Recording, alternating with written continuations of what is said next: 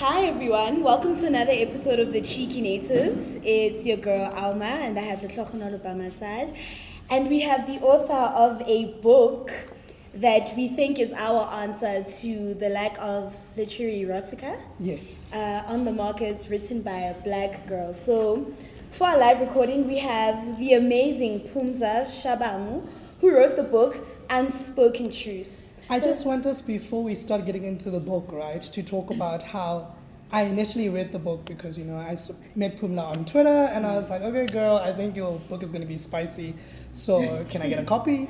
It's like, no, fine, get a copy. I read it. And after I read it, I'm traveling to Cape Town and I'm like, listen, Alma, I've left you a book in my house. You need to read it urgently. And how was your reading, babe? Guys, can I tell you, I almost burnt the dinner. So it's my turn to make dinner, your girl's on leave, I'm cooking, but I'm like, I start reading this book in the morning. So I'm like, yo, even this dinner's holding me back. I'm like, do these people have to eat today? Because now I'm busy with this book. These people don't have to eat. Your girl's sitting there, I'm absorbed in the book. I'm like, what does that smell? I've even forgotten. That's a compliment. I'd forgotten that I was cooking. I'm like, oh my God, I really hope my family's hungry so they can just eat this and not ask me questions about why the house smells some kind of way. And I think that's just a testament to how we couldn't put this book down. And I know there are some people who are going to read this book. I was telling Tlokonolo that my recommendation is that you get yourself some birth control before you start reading this book, delete and block him first, then read the book, because you might find that, you'll be texting people you shouldn't be texting. We've got quite a few results. Oh, girl, it's Pumza's book. Yeah. All I'm saying is call a friend to go and see their GP before they start reading the book. No, Pumza, we just wanted to welcome you, obviously, on the Cheeky Natives. How are you doing on this lovely Sunday afternoon? Saturday. Yes. I'm well, thank you. How are you? Also, we'd like to give a big shout out to our resident book store, Yes. Books, because it allows us to do fantastic things. Yes. And obviously today we're also recording this episode in front of a beautiful live audience filled with black women, because Seeing black women yes. support black women. Yes. So before we get into the book, we'd like you to just read firstly one scene, and then we'll speak a bit, and then we'll ask you to read another scene. Okay. Can we ask you to read? Sure. Those of you who have your Bibles here, please turn to page 11. So that's the first word for the day. Before the pastor gives you the second part. Okay. This is a scene after Ubongani has spoken to his wife. So on the phone. I hung up, collected my stuff, and walked out of the boardroom, prepared for the meeting. Tyra had everything already said. After a few minutes, she came into the boardroom with 3 gentlemen and a lady. We all shared greetings and took our seats. As I lifted my eyes, they landed on some deep chocolate eyes with long eyelashes right across from me. Our eyes locked for a few seconds longer than normal. That was awkward. I thought and looked away. I cleared my throat and the introductions began. I found out that eyelashes across the table was the architect that we would be working with. His name is Tobani Beng. He would be responsible for bringing the two concepts together, meaning he would be working closely with both parties, my company and Tech Zone people, on separate occasions. After finalizing all the details, we concluded the meeting. We all stood and walked towards the exit. As we reached the door, they said their goodbyes and left, while Bengu was the last to leave. Just before he exited, he turned around and said, "It will be a pleasure working with you." Then he closed the door. After that, I went back to my office to prepare for my conference call, checked the stock market and responded on some emails, but my mind kept drifting. Drifter, babes. Drift away. So we know at this stage in the book that Ubongani is married to Tando, who is a cisgender heterosexual woman. Yes. And they're a power couple. Yeah, right? hey. They're happy. Black love goals. Hashtag love lives here. Love lives here. Hashtag blessed. Hashtag my rib. No, they were. Like, I Relationship mean, goals. Hashtag. we opened the book and yo, Kulit, first sex scene in the book. Girl is just enjoying herself, you know. And you're like, okay, I'm ready, right? And then we get this encounter, you're the business associate. And now I was really intrigued, right, about like why you introduce them in that way. Like they could have met anywhere. Like let's say the predominant sexuality story is people meeting at a club or some dingy places. But these people meet in a business encounter. So maybe for our listeners who haven't read the book and who are going to go buy this book, because support black women. Yes. Post this. I get you all bought 50 Shades, so please do the right things. Just to set the scene. So the book is about this power couple who are black glove goals, like you know, and it's Bongani and Tando. Bongani and Tando, please. Bongani and Tando Tando is first. there. Tando is Bay, and they're this amazing couple. They married. They live in the Johannesburg northern suburbs. They're flourishing. You know, they're doing the thing. 2 children, you know. 2 children. 2.5 children. Picket fence. What? You The know. pool, the OC, everything. They're living, right? And then the story said that there is the introduction of this character who then disrupts their lives, you know. So, because you don't want to give away too much, people are still by the book. Bobani comes into the story and he disrupts things, and he disrupts you as a reader. Didn't you feel disrupted reading that book? So that's just to set the scene. And so basically, the story is just this narration of this relationship and the ways in which the relationship changes in the book, you know, and it evolves. And if you want to find out more, buy the book. Don't ask the author for a PDF. Thank you. So you introduce them in this business-like sense, right? Not in a club or a dingy setting. Why did you choose to particularly introduce the character in that way? You know, firstly, I wanted to be. Firstly, thank you for having me, guys. And Tebo, thank you for hosting us. You know? Firstly, I wanted to break the stereotype of reading. You know, you meet wherever in a club and whatever. But for these characters, what I had in mind was that these are respectable people. You know, I want to break this stereotypes to say, you know, being, gay and whatnot is flamboyant or whatever. I wanted them to be as normal, you know, as possible, and be successful in their own right and have their own things. No one lacked. If you look at Tando as well, she had her own thing because she didn't depend on her husband. She was flourishing in Paris. Yes. So I wanted to eliminate whatever things that would, you know, cause people to say, oh, she's staying because, or he's doing this because. So I wanted to eliminate all the reasons, you know. And I just wanted strong characters as well, both male characters that are dominant, that are strong, that are powerful in business. So that was my idea behind those 2 characters. So I was reading this book, and as it started, I was like, "Who good lit?" Like first few pages, you're already like, "Okay, let me sit down and just gather myself." But I'm very curious as to what inspired the story, because you could have taken a very stereotypical way in telling the story, right? You could have just written it, and we could have all been rolling our eyes like, okay, I saw this coming, but you didn't. Yes.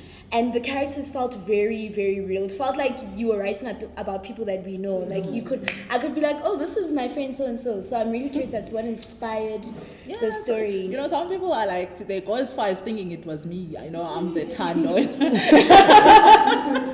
I'm like, no. Are you the Tando? Not that I know of, Pella. You know, these things happen. Look at Tando. You know? So I will not say, you know, I'm recorded here, but no, not at the moment. I've not been a Tando yet. But I want, when I tell my stories, I always want something different. Yes, you know, I think we think the same somehow, but I just want to be a bit different. I want to break, you know, boundaries that have not been broken before. I want to navigate territories that have not been, you know, navigated. So that's how I approach my writing, and I don't want to bore people. So when I feel like I'm getting bored myself as I write, then I pause. I'm like, because I'm also a picky writer, so I'm a reader, so I know from experience, from reading, because I've read before I started writing. I've been reading, so I know from experience what I like to read, and it must challenge me. It must challenge my thinking. It must challenge my way of life. It must just even my beliefs. Everything that I read must challenge me. So that's how I approach my writing as well. You chose a very interesting genre to write. I think that it's not, I dislike this title, chick lit. I really dislike the title, chick lit, because there's no guy lit, right? Yes. And I mean, it also just reinforces the idea that unless women are writing about these intense issues, then their writing is just superfluous. It's not anything serious, But this is an interesting genre that you've written in, because we don't have a lot of literary erotica that's written by black women with black characters, So why, and I mean, it's also a little bit controversial considering how conservative South Africans can be about And sex, also, even though we know that people are having sex. I mean, and I we think can see it. linked to that is the culture that is attached to the book, right? Yes. So we're writing about Xhosa characters, right? And taking into account what happened with Ingleba, the outrage that happened. Yes. So, why did you choose to write this genre, having the information that you have about, the South African market? I love the challenge, but but at some point we have to change. We have to change our way of thinking. We have to change how we view people and how we view life.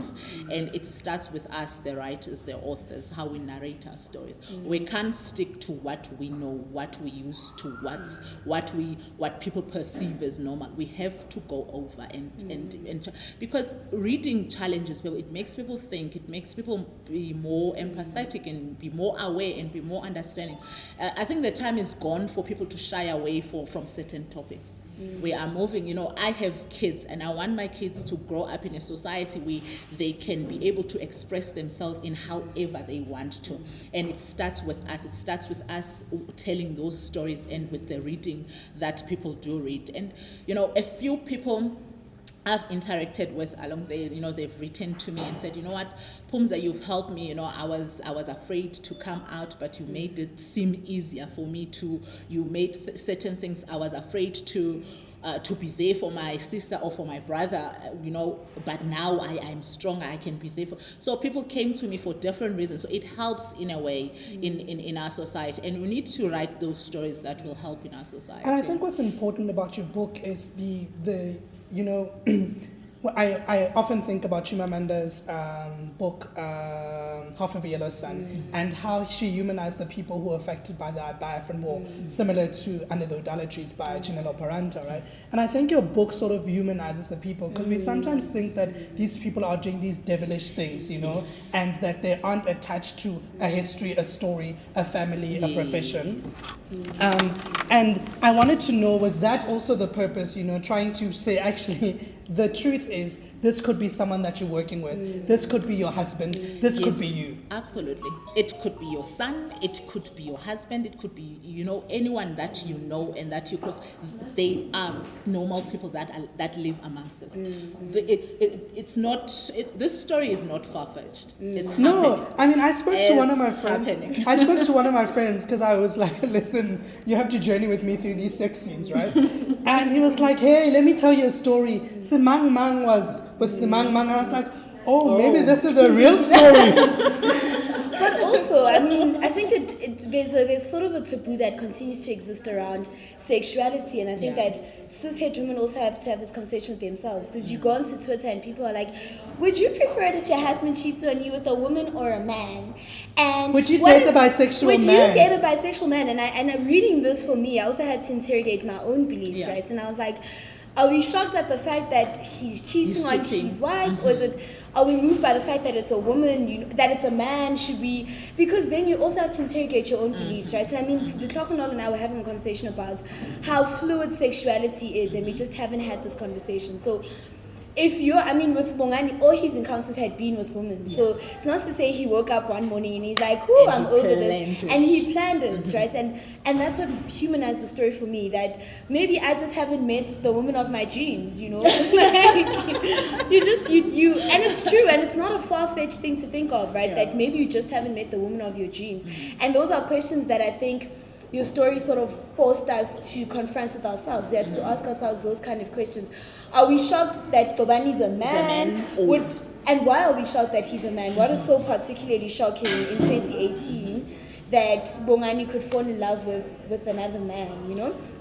And the question leading onto that is, why was sexuality such a central theme in the book? I mean, so infidelity comes up in the book. A lot of other themes come up, you know, but sexuality comes up often between the parents asking questions about Bongani, between Bongani asking himself these questions, his friends asking the same questions as well. So sexuality is very central in this book. Yes. Why did you decide to approach it that way? Because as Black people, it's not something we talk about. It's not something we comfortable in talking about. You know, even with our children, we scared. Like I remember when my daughter, turned 10, and I realized that I needed to have certain conversations with her. It was not easy. And why is that? Because then she's gonna go out there and get all the wrong information. But then as I interacted with more adults, I realized that we are not sexually liberated. We don't know ourselves. We don't know,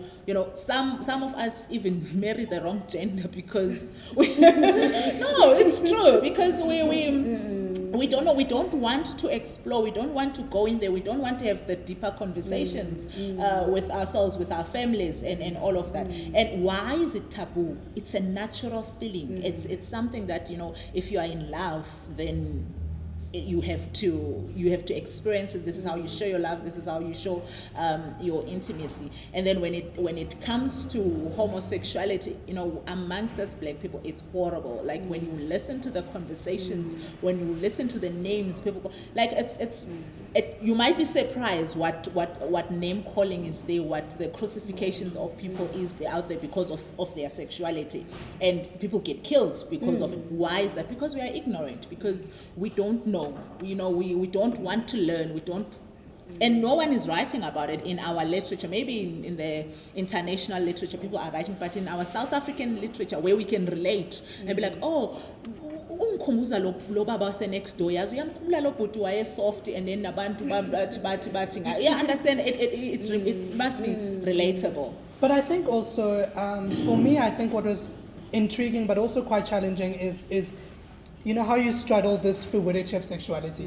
Because Bongani isn't a quintessential, I played with boys when I was younger, then I was like, oh my gosh, this is wrong, Christian, It wasn't even a suppression, right? It was a non-realization, and a discovery of sexuality. So I wanted to know in particular, like,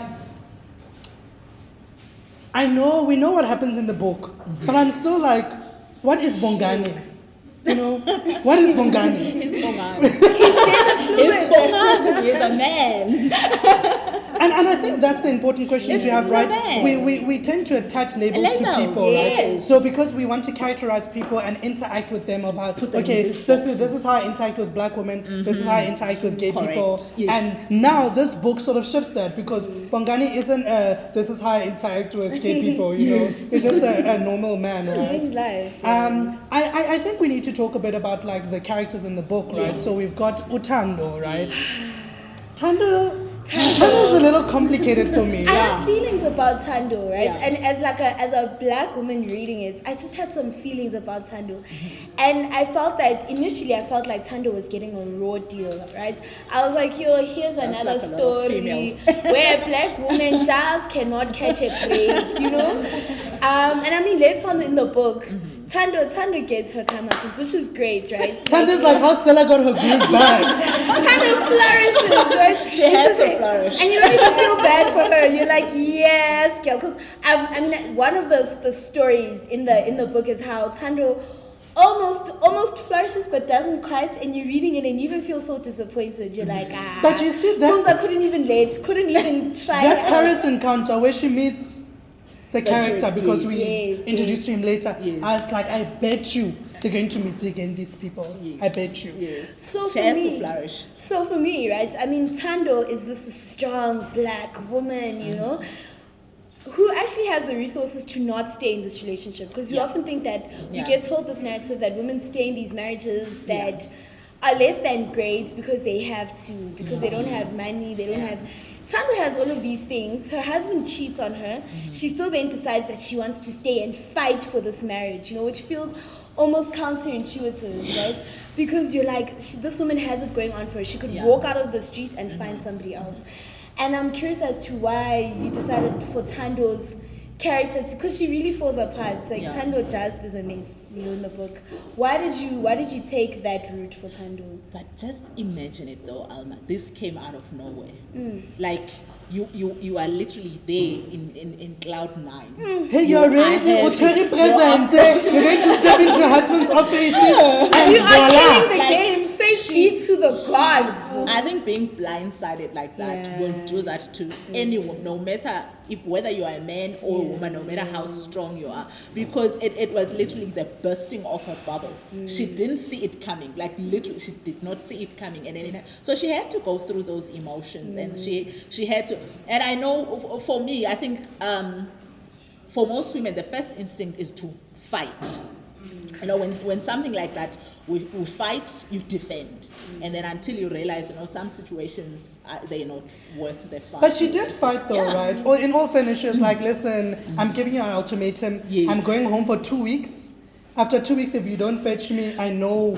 But that was problematic to me, right? That you cheat on me, then I give you the option to choose me, right? So it's not like she said, okay, I'm choosing to stay with you. Yeah. She said, I'm taking all of my things, I'm going home, and you can decide to follow me. So we often, for me, it was just interesting because you often think that, this woman who has it going on, you'll leave. You won't necessarily think twice about it. But I found it really humanizing because I think that we're very harsh towards women who stay. Yeah. I think that as a society we're very harsh towards women who stay. We're like, this woman is so weak. She's so dumb. How can you do all of these things?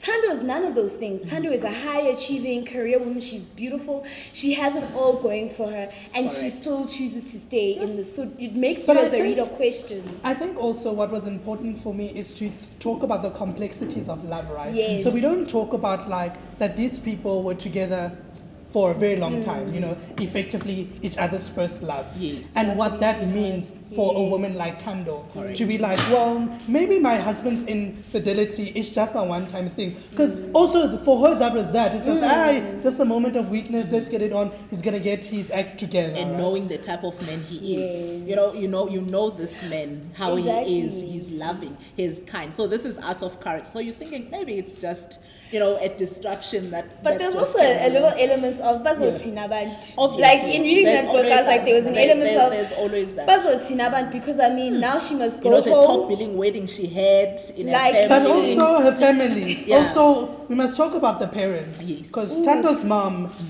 and Bongani's mom, when they rush in there and they're like, what's happening? What did he do? Type of thing. It's like also, I think for Tando, it's the family that she comes from, right? So she comes from this family where she was raised well. She meets this loving husband who is caring, blah, blah, blah. And the families are connected. And they're connected, So it's more than just them. It's like, baby, you can't do this because our families are together, right? But the explanations as well, right? Because people will talk. I think that we can try and be like, no, she was going to be fine. But people are going to want to ask you, you had this amazing top billing wedding, we all saw it, there's an element of people going to say, so what happened? Why did you get divorced? And irreconcilable differences will not necessarily be enough for some people, So I think Tando was also thinking about that there's ramifications of this divorce that extend so much further than just the two of them, They had these 2 children that they have to think about. They had this whole life that they've built together. There's a public image that accompanies Tando and Bongani. So now how do we account? There's no backstory. Nobody saw them fighting in the streets. Came out of nowhere. And also you must think sometimes, as women, it's with the marriage failure, we take it personal as if it's, it's my fault, it's I could have done something, I could have. So I think it's we are wired that way to try and save for the sake, we have that bekezela Mentality. you know, pounded on us that, you know, umfazi uyabekezela, you fight.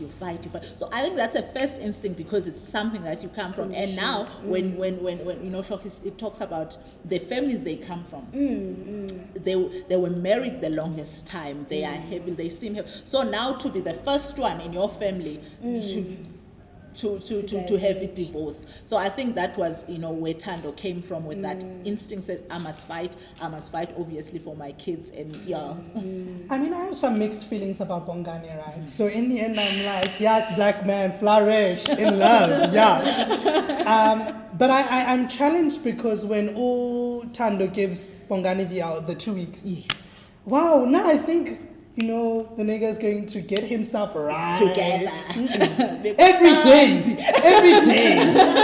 She is with the lover. Every single day. And I'm like, hold on. So, what is it that you want? Do you want your wife or do you want this person?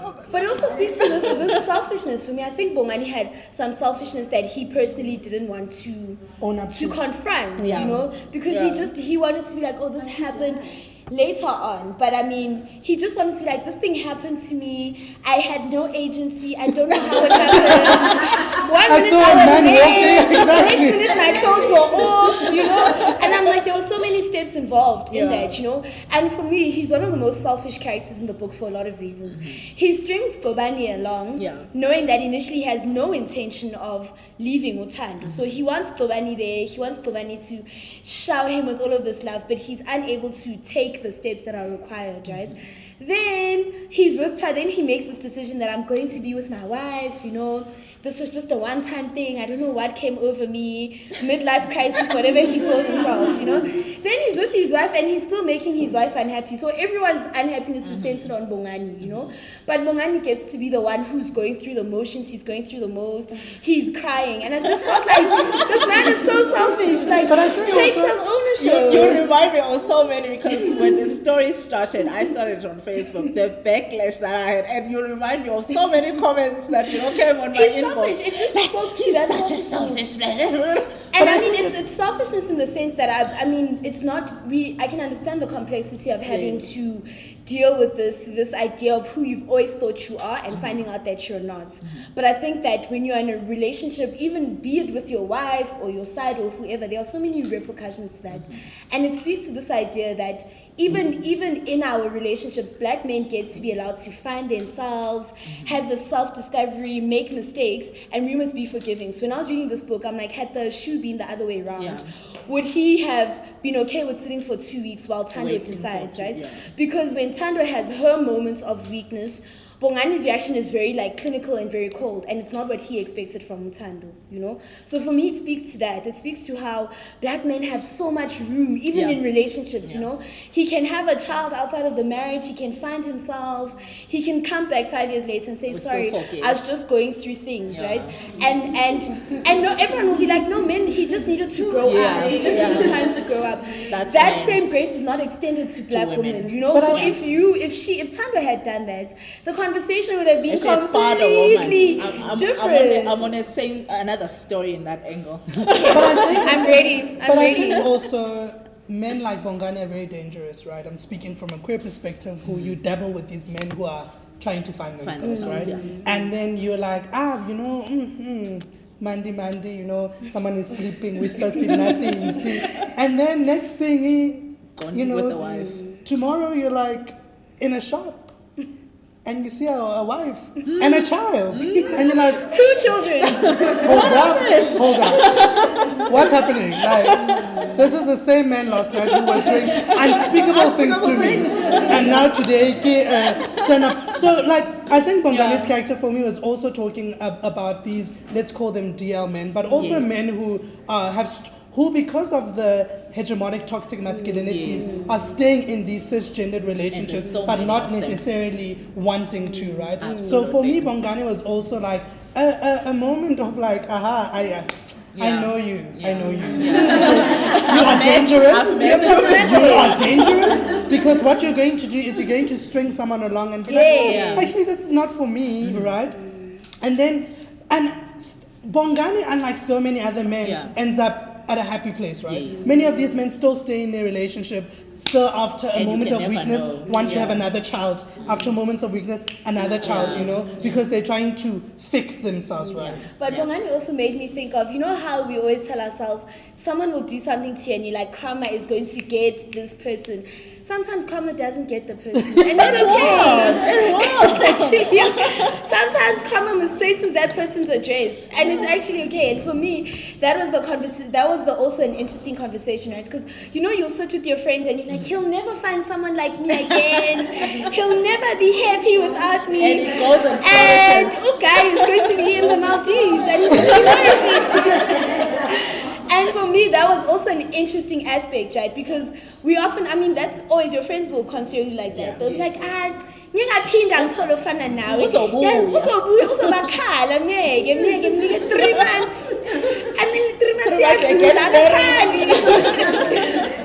And so for me, it just made me rethink, you know, all of these conversations that we have with ourselves about like what karma and what justice looks like. Because you can argue that Bongani was one of the most problematic characters in the book, but out of everybody, Bongani flourished the most. Like, even when he was being problematic, there was always someone who was going to be like, Yazin, I still love you. Yeah. Someone in the book was going to love him. And for me, it was an interesting thing to think about, because we often don't think about that. You know, you often just think people do bad or messy things Then to he's other a bad people, guy. and they're a bad person. Yeah. Firstly, even that's not necessarily always true, but that person is also going to have bad things happen to them, because that's just how the world Always. is. Yeah. But no, they'll flourish. But also, like, I'm thinking about, like, the friendships in the book, right? So, you know, Yes. couple things, you got with friends, blah, blah, blah, whatever. And for me, I thought Des was an interesting character for me. Because Des was like, you know, I want to be there, but also you hate this woman, but I want to be there. Also, I want to understand you. And I felt that there was a sort of grace that Des allowed Bongani, right? Yeah. Obviously, he was holding him accountable, and I really enjoyed Des's character because he was holding Bongani accountable to be like, look, what you did is messed pretty up. messed up. Yeah. You need to own to what you did. Yeah. But also, brother, tell me, what is happening? What is happening? It was an interesting reaction, right? What is happening? Like, what is going on? Has this always been a thing? Like, I want to know. And I felt that sometimes we don't extend the same form of grace that Des extends to Bongani, especially in male friendships, right? Yes, Well, yes. It's the other way. It's like, my friend, you can cheat as long as she doesn't know, right? Yes. But I felt there was There's no a whole of like Yes. accountability about like stop being What you fucky, did, but yeah. also what is your truth? Yes, you know what when I created these characters, okay, I'm a lover of love, so I always want, you know, happy people, so maybe that comes out in but my idea of friendship is someone who will call you into order and say, you know what, you have messed up. They must be accountable. Someone had to tell Ubongani, you know what, you messed up and you must be accountable. And there was friendship. It was not just Bongani's friend. They were all friends. Because sometimes, couple things. yeah, it's a couple things. And sometimes you find yourself in that you don't know whether now to be on the wife's side or the husband's side, because you were all friends. And in that case, then you don't take sides. You just, you know, you offer the advice where you can, and you offer a shoulder where you can. I wanted Des to be that, you know, that neutral person as well, because they have been friends, all of them together. There was no, this is, you know, Bongani's friend and whatnot. So the inverse for me is, where were Tando's friends? Like, I think that's why she felt lost, because I made her not to have the friends, because they met when they were young, and when you're young, I know, talking from experience, when you marry young, you know, friends go, you know, they fall off on the wayside. You tend to be in a bubble with your husband, and now because you married young, your friends are still single, and now your life is not in sync with the single. So it's also a lesson also to us as women to say, you know what, when you're married, it doesn't mean now don't have friends, because Utana literally didn't have anyone to talk to. I think that's what drove us, you know, almost crazy, because she had no one to talk to, because the best friend and the person that she was always talking to was the one who hurt her the most. So it's a lesson, you know, have friends, have people outside this relationship that you can go offload, but trusted friends, it's difficult to have It was an interesting comment, and it's a conversation I had with a friend recently about how women are almost conditioned to prioritize their romantic relationships, you know. So women are the ones who get taught that your husband must be your best friend. Yeah. You know, you're the one that will describe him as your better half. Yeah. There's very few men that I've heard use that kind of term. You are my better half. You are my best friend. You are the love of my. You know, all these things, right? That center these. Y'all are men. meeting the wrong man. is what I'm saying. But you hardly ever hear men use that kind of language. There isn't an expectation on men to call his wife his best They're friend. still You know? friends with their long So, and that's the thing, and men don't get conditioned to prioritize romantic relationships. So you'll often find that with women, I mean, I was saying this to my friend, that like, sometimes as women, we must also evaluate our friendships, right? So you will ditch your friends, you know, or you'll be the friend that doesn't come to your friends' things. You'll just be problematic. But when it's your problematic boyfriend, you will always be there. You are the one putting out the chairs, but you never come to your friends' events, you know? And it just speaks to the ways, the relationships that we place value on, and the relationships that we're conditioned to place value on, right? So Bongani has a thriving social circles. He's got Daisy, he has all of these friends. Tando doesn't have one friend that she can call when things fall apart that she can trust. Not one. And I mean, she They did couple 30. things. They did couple things. They did couple things, but he didn't. He still had Daisy. He had a friend to call, and for me that was the start of a conversation. Like, there's a whole conversation to be had about how women navigate their friendships, because her instinct is to be like, they're gonna talk about me, they're gonna laugh at me, they're gonna do all these things. Bongani in his friendships is just like, yeah, Des, you know, this happened. He's here, he's in the room. Yeah. It's awkward, but let's move on. So it is also about the conditioning of women, right? And the ways in which we get taught which relationships have to take precedence. Like, you're not a good wife if your husband is not the center. You know, if you don't speak to the head because you are the neck, then you are not a good wife, you know. I mean, That's true. we have to talk about the third character, who I think is my favorite character in the book. Yeah. Like, my heart. No, because like, you know, here comes this, and I can see him, yummy dreaming man. You know, the chocolate eyes. And long lashes, Mr. Lashes. And also just like, for me, it was also like, what I really liked about the book is that each character had their own story, right? Yes. So you didn't have a main character in the book. Each person had their own story. Yes. And Goko's story, for me, it's like the relationship that he had with his mom was really like touching for me, you know. Just the fact that, you know, his mom was like, my son, whatever makes you happy is fine with me. And then he meets this trashy Bongani. Bongani is trash. You have half of the women that are going to kill you here. Put him in coconut oil. I mean, for me, I think I was really heartbroken when at the end of this beautiful 2 weeks flight to Cape Town, Omonati, it's like, actually, you know what, I am going. And then he's miserable in this thing, right? He's miserable in these things, and he's like, yo, I need to find him. Now he terrorizes the mother, terrorizes Ryan, terrorizes, because Bongani must get what he wants. Yes. Right? Selfish. And he doesn't, selfish, trashy. and he doesn't think about the hurt that he's causing, that for a man to want to leave the place where he knows his family, his friends, his work, and leave to another country because he doesn't want to be in the circle. Like, I thought, for me, like, I was just like, yo, wow. I had to make him look good. Pela, he had that so thing. So he had to be like, he had to look good. I tried, because it could have gone either way. People, you could have hated him, like you came and broke, because that's what we tend to do when someone from the outside comes to break the marriage. I think that that was my. I wanted to, because you know, Tobani also for me was one of the bravest characters in the book, because Tobani walks in his truth. He says, listen, this is how I feel about you, but other people's husbands have never been my portion. Yeah. So I'm gonna keep it moving, right? Although problematic, but it's a complexity of characters, right? Because you know, you always think that the side is this bad person who is just no morals, you know, a person of poor morals, you know all the stories that you get told about the side. So they're a person with poor morals, they're this homemaker, they came here to ruin your marriage. But there's a complexity, there's a whole other person that exists in that, right? Outside of your own feelings, because Tando had her feelings about them, but Gobani is ultimately a good guy. Like, he's a good guy who gets caught up in a very...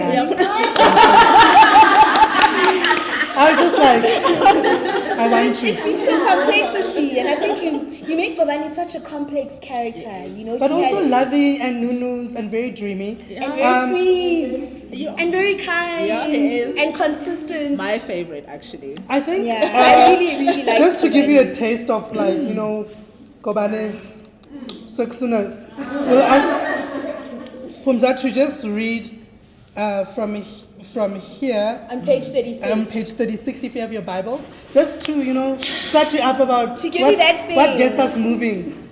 Gosnat, NJ, do me. Go close your ears.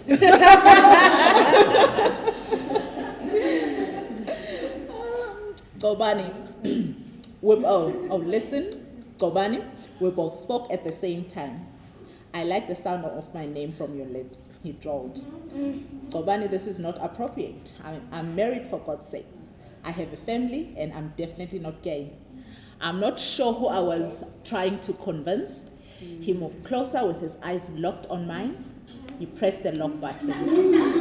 I moved backwards until I couldn't anymore. He put both his hands on the wall, caging me in. In that instant, I was bombarded by his smell, which didn't do justice to my already overloaded senses.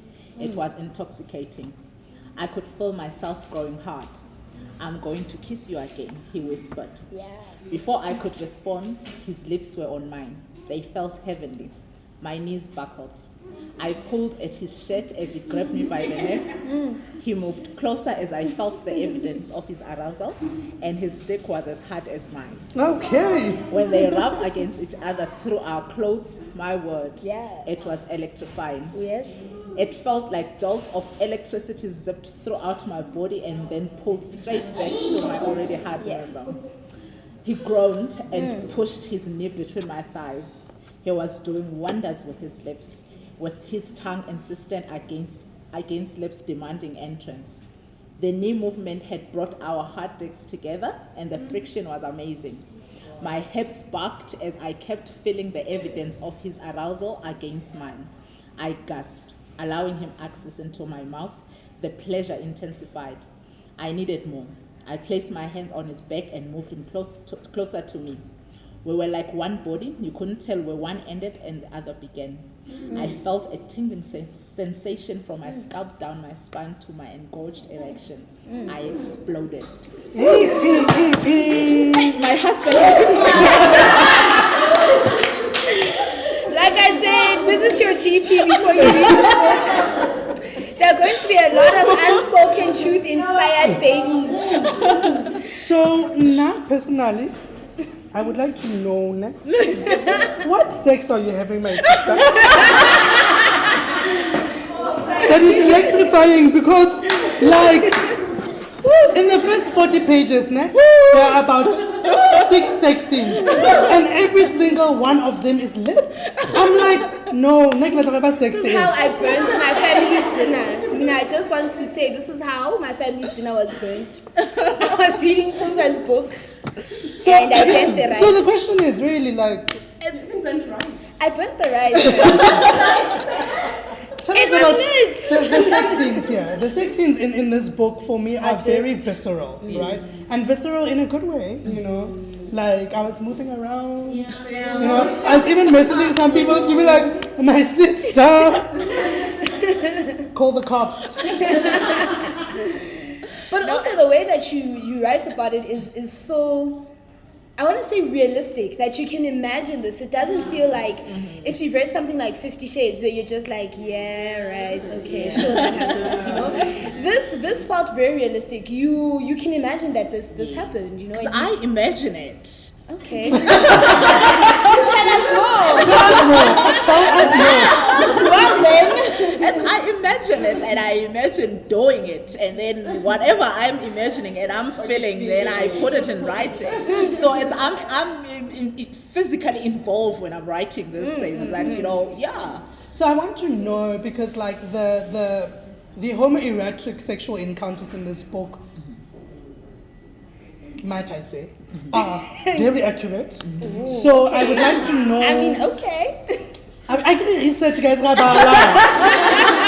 I would like to know, did you do research before writing this book about like what exactly goes into homoerotic sexual encounters? Yes, I did. I spoke to people that were kind enough, to open up, and because I've always like, if I know, I want to know how's the sex life, and people talk to me because I'm that open. So it's not because you might write it in our next book.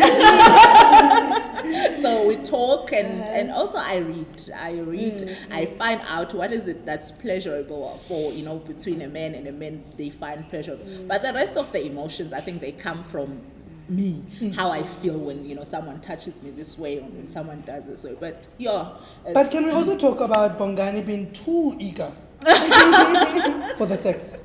There's a moment where I was like, hey, Bongani, no. But what does too eager mean? He was ready. He was like, Let's go. When is it happening? He had 2 weeks to flourish. Do you think he was going to waste a day or two to be like, and he had already tasted, when they left and how good it is. So he wanted to know. When were you going to wait forever to find out, knowing that you have 90 limited days. time? Now I'm a good Christian, so I was going to wait for marriage. I mean, there was no Steve Harvey 90-day rule here. He had 2 weeks. He had 2 weeks. He had 2 weeks. He Do needed everything to just and experience everything, and in his mind, you must know, he thought he was just gonna do this and go back to his wife. The luxury. There are emotions live. involved Yes. in the sexual. Yes. I want to talk about Kwezi. Kwezi. Also, Kwezi is also someone that I want actually because Yeah. Ooh, Kwezi. You just want everyone. Yanking dog. Kwezi. So, I mean, when it first started, I was like, Kwezi is such a douche. Like, you meet Kwezi and you're like Kwezi is so irritating. I'm just like, okay, girl. So there's someone in our audience who's fanning themselves, right? Which maybe explains why Tando felt the way that she did about Kwezi, right? 'Cause Kwezi is really irritating when you meet him, From Bongani. He's very different from Bongani. He's brash, he's rude, he offends her. I mean, how do you offend someone you've just met? He offends her. He just says something, I'm like, you should have just poured water on him, like when he started, because he was just being annoying. But then you get to see a different side of Kwezi. You start to When he cooks, and he starts to be, do you want to taste? and he's there for her, right? Because you realize that she's socially isolated. She doesn't have friends. This is not something that she can talk about with her mother. I mean, where is she going to start this conversation? But Kwezi is there for her, and he's like the most unlikely character in the book. But when it ends, I don't feel sorry for him. I was just like, Tando needed to get what she needed to get, But can we just take a moment to talk about the hiking? So they go on the hike. Yes. Because you know what? You did not miss a thing, Kwezi is helping Tando. Yes. Tando the hormones were too much because she wasn't getting any. So she was just like, I'm a grab She this went man. from like so you know 4 what? times a week. I like Tando. In that instant, I was like, Tando, get what is yours, She had to. She was just like, I can had let them to. say, sit on it. But the way it ends is really heartbreaking for me, right? The way it ends is really heartbreaking for me because I'm like, I'd grown to like Kwezi. I mean, first I thought he was a douche. Then, you go through the feelings. You're like, maybe he's not so bad. He's kind of cute. Then, you're feeling the emotions as it goes by. And the way it ends for me is really abrupt, So, and I feel like... You wanted I feel like Bongani gets his beautiful fairy tale ending. He gets the love of his life. Kwezi meets this guy, and then she's like, actually putting Yabong. Thanks. And then she's like, delete and block. So, and I felt that ending was... why did you bring him back? So my real question is, why did you then allow him to come back? Because he's not really the nicest character, Yeah. But I think before that, for me, what I really enjoyed about Ukwezi and Tando's encounter was the complexity of love again, right? Yeah. So I think that the reason why it couldn't continue was that Tando was feeling guilty for having feelings for another man because she was so devoted to Bongani. Perfect. Even after he left her. Even after he left And I think that she was like, no, this can't be. And also it can't be with Kwezi because of how it started. Yes. So, you know, she wanted fairy tale That But romance. also Yeah, because that was Kwezi as well. doesn't fit the mold, you know? Yeah. So Bongani, in a lot of respects, ticks the boxes. Like, Bongani is that guy, when you talk to your friends are like, yes, girl, This is yes, Seven's girl. But Kwezi is not that guy. Like, your friends are not listening to you speak about Kwezi and be like, ooh, and who writes Kancha? And you're just like, your friends are like, is the sex good? No, but I think also what I did that because I wanted them at least to fun, because you must remember Quez was also going through his emotional His own divorce, things, what, his what, divorce, what. and fighting for their child. So they needed that time to find themselves, both of them, and time apart to definitely know what they wanted. I didn't want to bring their story in because I felt that it was gonna be like, you know, like, whoa, this is too much now, so many stories in one. So that's why I didn't go into detail with their discovery, their self-discovery and stuff. And then, damn, thank But you, that man. scene- Happy ending. Yes. That scene where was unlikely for him, but it also speaks to just how unlikely life can be, right? Yes. Because then Bongani and Kobani are, you know, getting their fairy tale ending, which is great for them. Yes to black queer love. Yes, that's what's great for them. Because Bongani, he starts being trashy and he just gathers himself, which is good. But then the person who then finds Kwezi again for Utando is Kobani, and I just found that whole turn of events so interesting, right? With the That hiring for the Kobani would be the catering, person Kobani who is the one. finds- Is the Sweetest one. though, like his.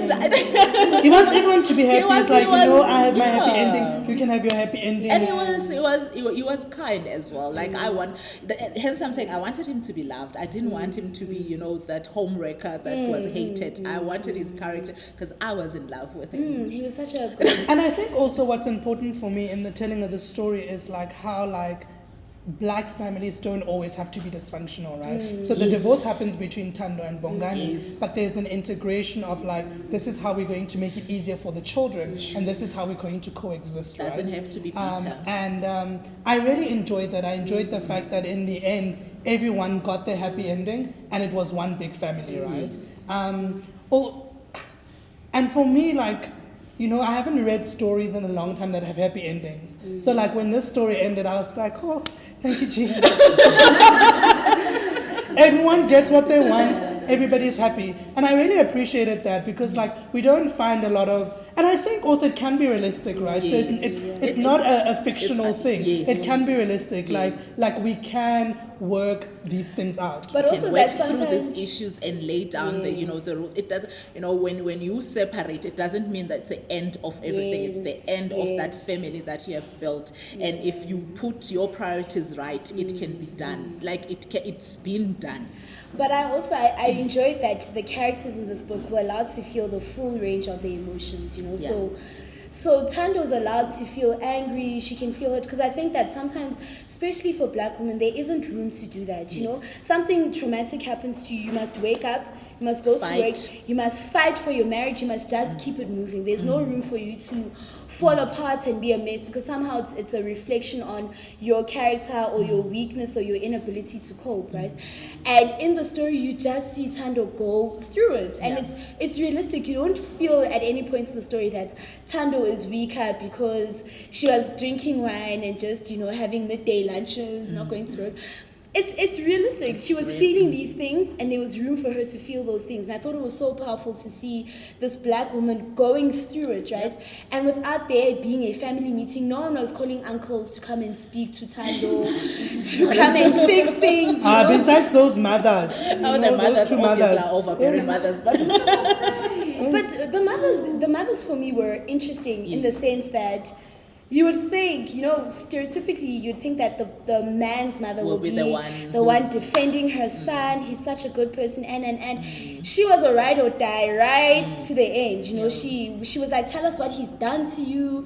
There was a sense She was of, ready, eh? Exactly, there was a sense of even him being introduced to the mother was the cold one. Yes. And, you know, There was a like, sense of give me community. time. I had this makoti for years that I love, and now you just like suddenly, umuntu wami lo. But also it speaks to, you know, how the relationship is with the in-laws, because it's not just maybe the person you married to that you bond with. You bond with everyone. So when that break happens, allow everyone to go through their emotion and to grieve as well, and to place themselves into, okay, now that badivosile, where do I fit in? Yes. I loved his father.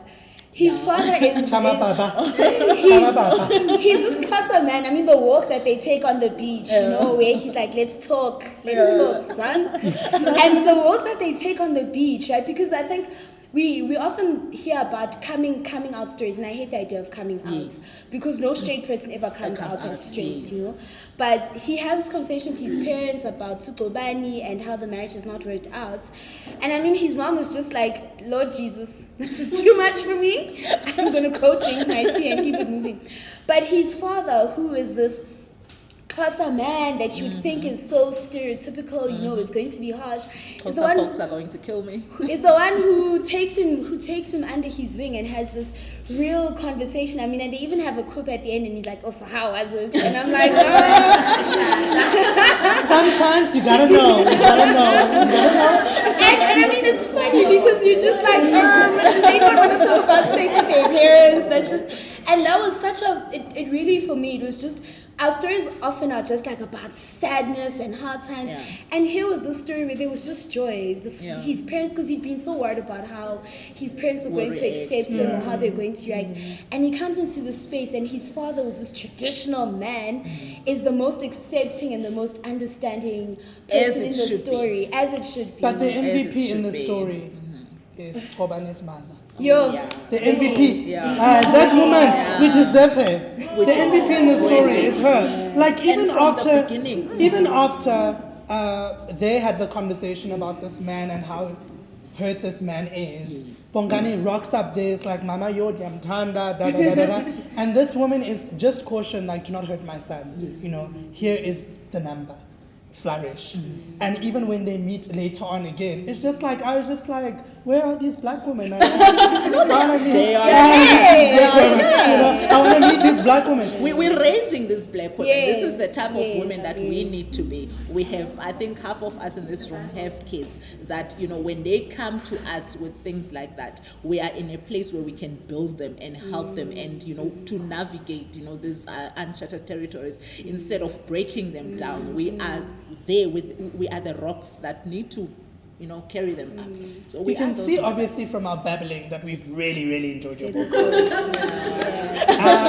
So, I mean, we're a literary podcast, so it would be remiss of us to just stop this conversation without asking who are some of the readers that you're reading, right? What is on your bedside table? What is a book that changed your life? Those type of questions. I used to enjoy, I remember I was going back, I enjoyed Hamlet. Oh wow! Hamlet. I never expected it. I was so young then that there was a character there. The name was, I'm not sure if I'm going to pronounce it right. I was young, and everything we were taught at school was in Xhosa. So, but the name was Ophelia. So now I decided that I love this character so much, I changed my name. At school, I write in my books. My mother comes, because I was staying with my grandparents. My mother comes back, sees what is this nonsense? I've changed my book. From now on, I'm going to be Ophelia. She was livid. Like, I gave you a Xhosa name, you go and get an English name. But I don't even remember. But at that book, for me, I think that was the first English book that don't laugh, that I enjoyed. We just never expected it. I was young. Also, the canon of African literature was a mess. Nothing. So but now currently I'm enjoying the ones with purpose. I haven't finished. My sister. Stay tuned for the podcast. The ones with purpose. We will let you know. Like this, it will be live. The ones with purpose was absolutely an incredible book for me, and I think personally, I lost my mom last year, and journeying through, the journey that Anele takes about grief and about funerals was really feeling seen, right? So reading a book where people who look like you go through experiences that are like yours. And also, like, for me, I'm the oldest, so when her sister was going through, I'm like, these are the oldest problems. Like, when you are the oldest girl child, you will experience these things, and she wrote about it in such an honest way. It Because is. I spoke to It is. other oldest children and they were like, yeah, girl, this is us. And I mean, that's so powerful that my mom read that book and my mom was like, ooh, Yeah. you know, and books that cross generations like that are Yeah. powerful books. And Yeah. I think it is. Nosizo is It that is. writer. It you is. know? I think it's beautiful, and I could relate as you did because I also lost my mom. So some of the things you're like, oh, yes, this is what I like. It's so real, and I'm enjoying it. I'm enjoying it. And what is next for you? Like, what can we? Funny movie. Actually, yeah, funny movie. What is next for you? Are you writing anything new? What are some of the projects that you're working on? I'm writing a sequel to this one, which is Ravaged Souls. Ooh, is it more sex scenes? Me, I'm I here feel for like the sex. Nolo needs to visit Me, his GP. I am here for the sex. Before we have an unspoken truth, cheeky nature's baby. I think we're gonna have twins this side. My sister, I rebuke. So yeah, I'm busy with that. I've picked one of the characters. Bongani and Kobani will not feature as much. Those that are, yes, they are there, but in the background, they are not. Okay. Yeah. So it's Tando's story. It's Ryan's story. Ryan, yes, I'm ready. Ryan, I don't have let's sex Gabona. I already see it. Ryan has gone through too much to not be having good sex. So it's Ryan's story and the pastor's kid. So yeah. Stay tuned. Yeah. Stay tuned. Okay. Hey, PKs are dangerous. So we're going to ask the audience for like literally 1 or 2 questions. If anyone has like a burning question. Don't be for shy. the author. Yes. You spoke about Utovani Yes. when he, went to Ulozana to crazy. I don't like that scene particularly because reason being, it's like okay, you are going too hard, like you're going to this guy too crazy to bring them together. Why? So that your way can be paid. It's like you know what I mean. But my sister, the way was But paid, the way was paid. Her house was built. I guess you put this mental like I'm feeling the pet. I don't want no baggages and stuff. Every time, sure, yes, I understand. When I was a bit selfish, so was the time like because as soon for me, Michael, as soon as a man, if you ask your man for it, do you love him and he says yes, it's amen. Finito. Why? Kitty. It's like yeah, okay, yes. I love him and I love you. So ngenze. It's amen. Pumza, what No, you can't love them both. about the paving? What's your comment?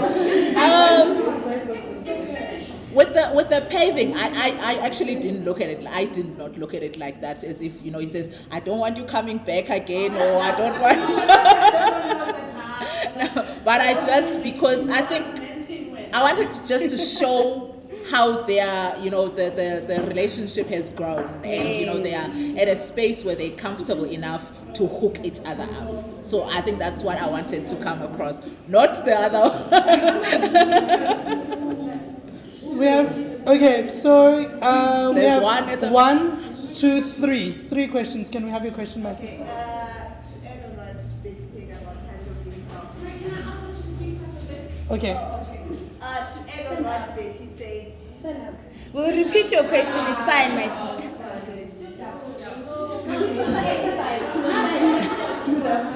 Is it the unspoken truth, baby? Oh, okay. She's also an author of The Harvard Wife. Okay. So what I'm asking, actually I'm adding on to what Yes, you were saying, that Tando was selfish. Right? In the sense that she really dragged on, like there was that when she was chosen or whatever, and then you say, I forgive you, but then I'm gonna punish you. Like I feel like she didn't go back to you because she wanted it to work, but she was like, I want you to know, Wuti, you can't have him, and still you can't have it with me as well. It's like, yeah. Can I just interject? So I find that to be an interesting interpretation because when I was reading that, I felt like she was hurt. Why must she pretend that just because she's forgiven him, everything has ended? Why is that the expectation? I've forgiven you doesn't erase what you've done to me, right? And even if I remind you, Oksana, you did it. Even if I didn't remind you, it doesn't change, right?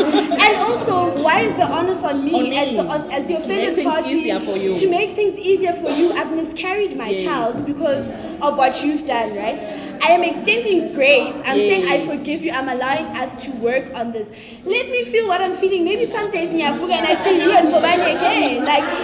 So what I'm saying to you is, for me, it challenged my ideas about forgiveness. Because we had this idea that when someone does something to you, right, and you say you forgive them, you're no longer allowed to feel your emotions about what has happened, right? Yeah. Because forgiveness must be this all-encompassing, total thing. I've forgiven you, therefore we are never allowed to speak about the ways in which you've harmed me, but you've still harmed me, and you are further harming me by not allowing me to feel what I'm feeling.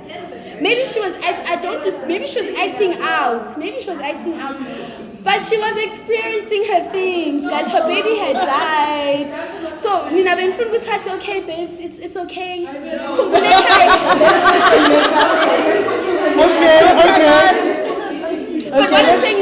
Let's calm down. No, so what I'm saying is I'm disputing that idea of forgiveness. That forgiveness means to forget. That's what I'm disputing. I'm saying to you, why should it be? But you still harmed me.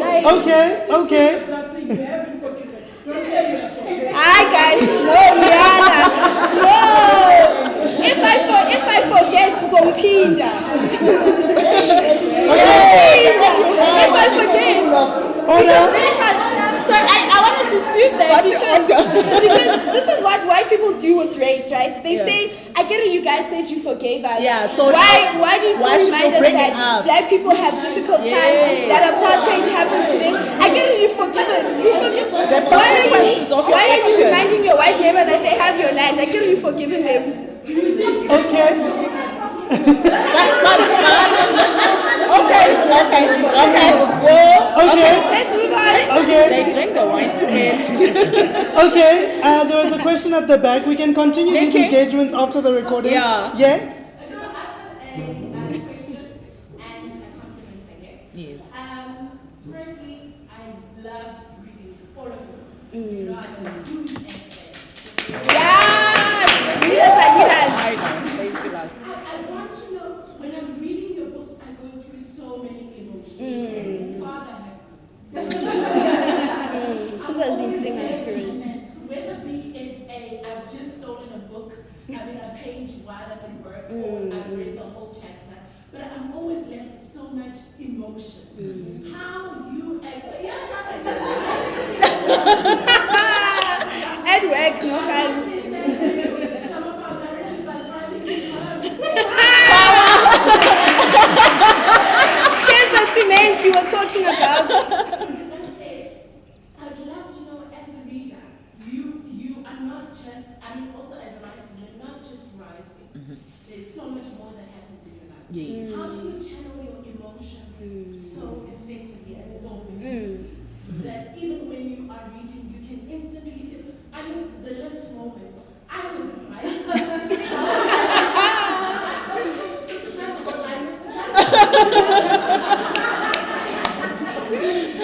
That's so funny. And number two, going back to the forgiveness, I honestly felt she's entitled to feel all of these emotions. Actually, at some point, I was a little bit upset that you did not allow her to just go mad. Yes. I thought at some point that she was so subdued. She was, I forgive you. Now I'm giving you 2 weeks. Go back and I'm your Shabangu. really get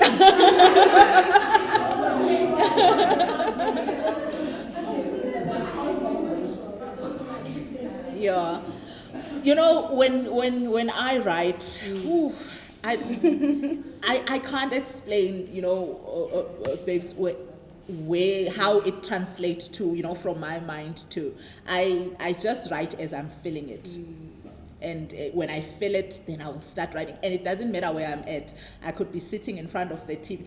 I've become antisocial. I think my family is complaining. My husband I think he was only happy when he saw the books, like, oh, that's what you've been doing. But when my friends are complaining as well at work, let's not quote the work. So it takes a lot as well from me, however emotional the scene is, or however sexy the scene is, or however, because most of my books as well, there's a lot of people go through emotions as well, and I love tapping into that.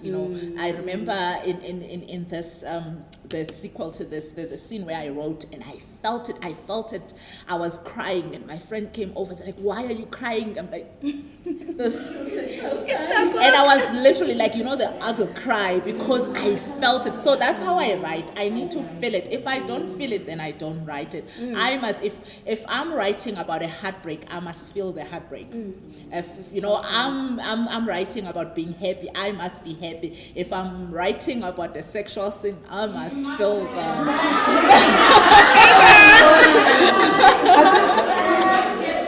I think a related question to this is, you obviously have decided to go the self-publishing route, right? Yes. Why did you decide to go the self-publishing route?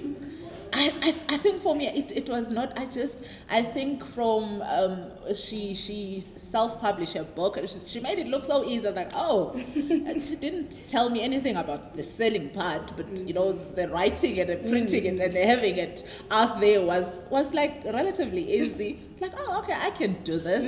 And when I read the criteria of what the publishers want you to meet, I was like, I don't fall under there. I don't think they're going to take me. But I mustn't lie. I haven't tried any publishing companies. I just wanted to do it myself and see how far I can go, because it's not just about writing. Also, it's becoming a business for me and a brand, and something that I would like to grow, further into. So I just want to see how it goes when I do it myself. Okay. That's really inspiring. I think I speak on behalf of this whole room that's gathered here when I say that this book was such an amazing read for so many reasons. I think that so many women can relate to the book, to the themes in the book. I think your book asked us some real questions that we sort of had to work through ourselves about sexuality, our attitudes to relationships, to friendships, to sex, to reading about sex, to having sex, for some people who read the book. Have sex, boo babes, have sex. See your GP face.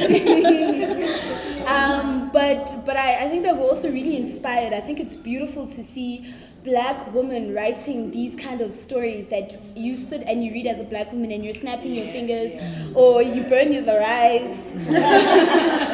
And so I just want to commend you on doing that. I think that there's a bravery in writing our stories, as uncomfortable as it can be, There's a bravery in publishing our own stories and not always waiting for a white publishing house to give you the strength to do it, that our stories have meaning, they have weight, we're going to support each other.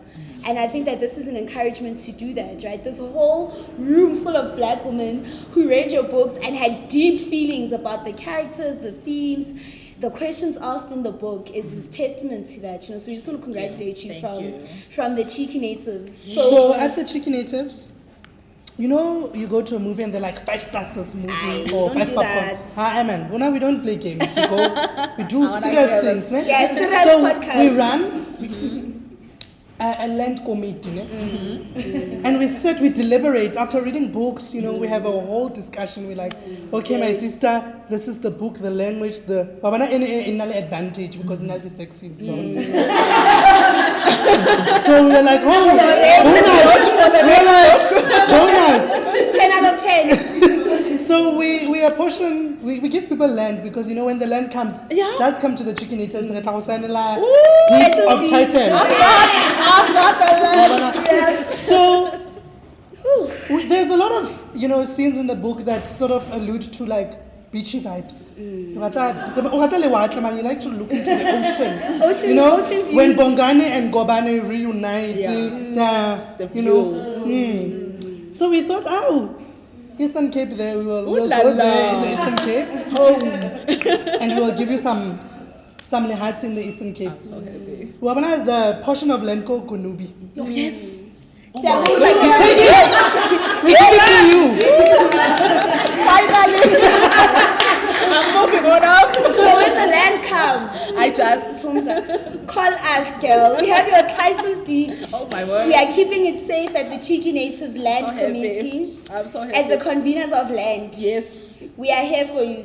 We are here to give you this children's land. future.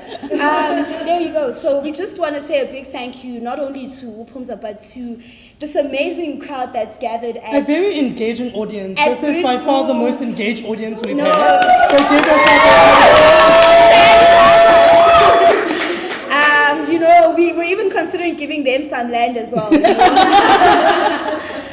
We just wanna just a few things, a few formalities. So where can people get your book, Pumza, because you're self-published?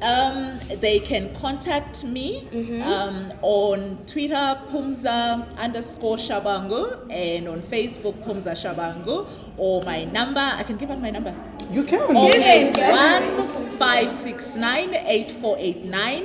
They can come here at Bridge Books. Temple always has copies of my book. There are quite a few now bookstores that have my books. A few exclusive books around Gauteng that have, and bargain stores also have my book. So if you go to any bargain bookstore and you can request the book, they will order it for you. So yeah. And if you come to Bridge Books, you Yes. can get a 10% discount with a voucher called Cheeky. Wow. So, Yes. you know, because we celebrate. So please don't be asking. We say this on every episode because people refuse to behave well on social media. Please do not ask the author for a free copy. No You- PDF. Or a PDF. Or don't photocopy your friend's book at work. This We family, see you, they agents buy. of darkness. Enemies of progress. We see you, we rebuke you. Stop this thing. So, yeah, to say just from us, the Cheeky Natives, thank you really for shifting us in our seats and for writing really like what are necessary conversation, but writing them in a way that is humanizing. You know, so thank you very much. Thank you for having me, guys. And we hope to have you when we talk about Ryan. Yeah. I'm going to. Thank you. Thank Till you so next much. time. Goodbye.